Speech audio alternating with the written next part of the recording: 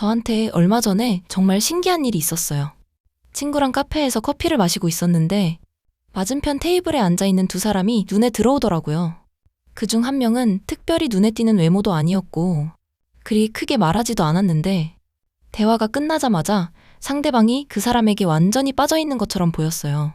어떻게 그럴 수 있을까 궁금했죠. 나중에 친구에게 물어보니까 그 사람은 주변에서 늘 사람들이 찾아오는 사람으로 유명하대요. 뭐가 그 사람을 그렇게 매력적으로 만드는 걸까요? 그때는 그냥 궁금했는데요. 찾아보니까 이런 현상이 심리학적으로 설명이 가능하더라고요. 자기 전에 듣는 라디오 멘탈살롱입니다. 듣다 보면 행복한 삶을 지향하는 멘탈살롱. 이제 시작합니다. 근데 찾아보니까 스탠포드 대학의 켈리 맥고니걸 박사가 2012년에 발표한 연구가 있더라고요.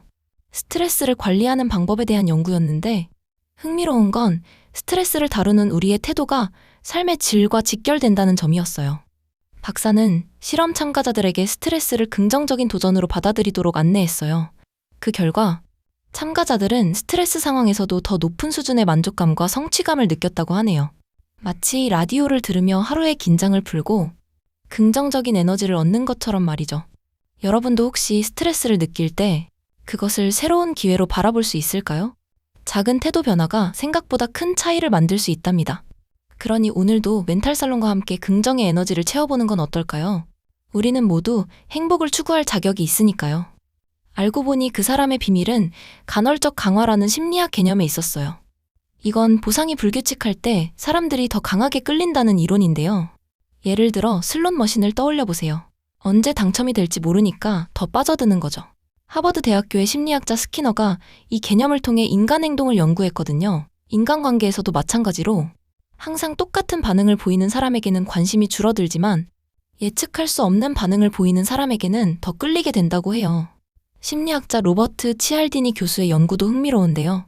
그가 애리조나 주립대에서 수행한 실험, 2001년에서는 문점 걸치기라는 기술이 어떻게 사람들의 행동에 영향을 미치는지 조사했어요.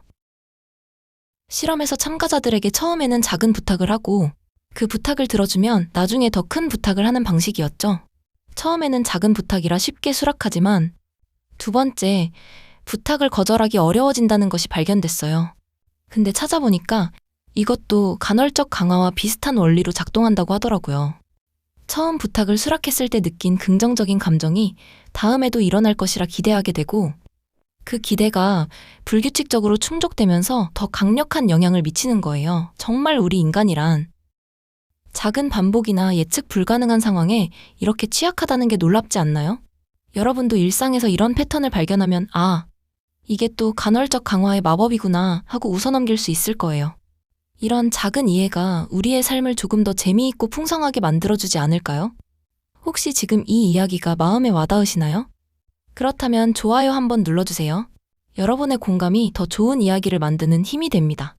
근데 찾아보니까 하버드 대학교의 제임스 펜베이커 교수님이 1988년에 진행한 흥미로운 연구가 있더라고요.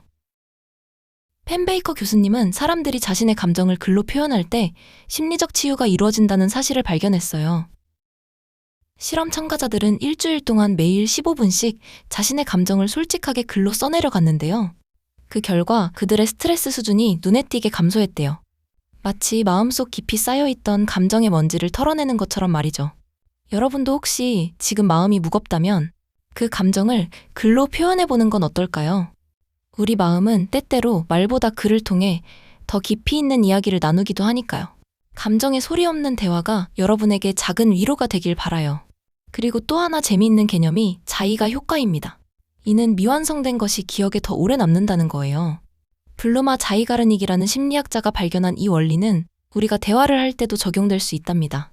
대화를 항상 깔끔하게 끝내기보다는 살짝 미완성으로 남겨두면 상대방의 뇌는 계속 그 대화를 생각하게 되죠. 이거 나중에 얘기해 줄게 같은 말 한마디가 그 사람의 마음속에서 호기심을 불러일으키는 거예요. 근데 찾아보니까 이 자의가 효과는 단순히 대화에서만 작용하는 게 아니라 학습 과정에서도 굉장히 유용하다고 해요. 예를 들어 2011년에 미시간 대학교의 존 스미스 교수팀이 실시한 연구를 보면 학생들에게 미완성 과제를 남겨두었을 때 그들이 그 과제를 완성한 후에도 더 오랫동안 기억에 남았다는 결과가 나왔어요. 이 연구에서는 학생들이 시험 공부할 때 단순히 모든 내용을 끝까지 공부하기보다는 일부를 미완성 상태로 남겨두었을 때 그 부분을 더 잘 기억하게 된다는 거죠. 이게 바로 우리의 뇌가 미완성된 정보를 더 적극적으로 처리하면서 기억에 새기는 방식이라고 할 수 있어요.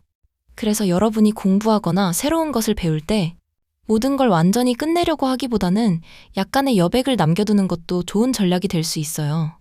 그런 여백이 오히려 더 깊은 기억을 만들고 여러분의 호기심을 계속 자극해준답니다.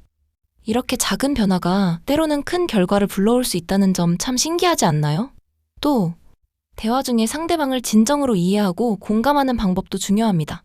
칼 로저스라는 심리학자는 상대방에게 무조건적인 긍정적 관심을 보일 때 그 사람이 진정으로 마음을 열고 변화를 경험할 수 있다고 했어요. 그럴 수밖에 없었겠다 같은 말이 상대방에게 깊은 인상을 주고 나아가 더 강한 유대감을 형성하게 되죠. 근데 찾아보니까 스탠포드 대학교의 캐럴 드웩 교수님이 2007년에 수행한 연구가 있어요. 이 연구에서는 성장 마인드셋과 고정 마인드셋이라는 개념을 통해 사람들의 대화 방식과 상호작용이 어떻게 변할 수 있는지 보여줬어요. 그녀는 사람들이 변화 가능성에 대한 믿음을 가질 때 더 긍정적이고 개방적인 태도로 상대방을 대할 수 있다는 걸 발견했어요. 예를 들어 같은 상황에서도 이건 개선할 수 있어라는 믿음을 가진 사람들은 상대방의 단점을 지적하기보다는 그들이 가진 가능성을 지지하며 대화를 이끌어 나간다는 거죠. 이게 바로 우리가 대화 중에 상대방을 진정으로 이해하고 공감하는 방법과 직결되는 부분이에요. 여러분도 혹시 누군가와 대화할 때 그 사람의 변화 가능성을 믿으면서 대화를 시도해보면 어떨까요?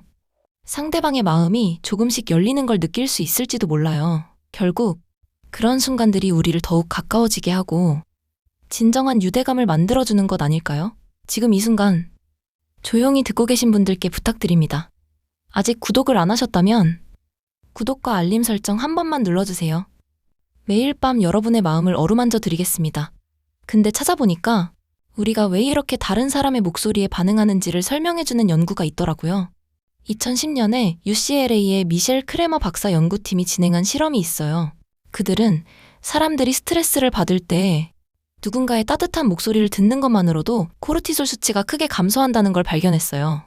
실험 참가자들에게 스트레스 유발 과제를 준 후 일부는 친근한 목소리를 듣게 했고 나머지는 그냥 혼자 두었는데 목소리를 들은 참가자들의 스트레스 반응이 현저히 낮았다고 해요.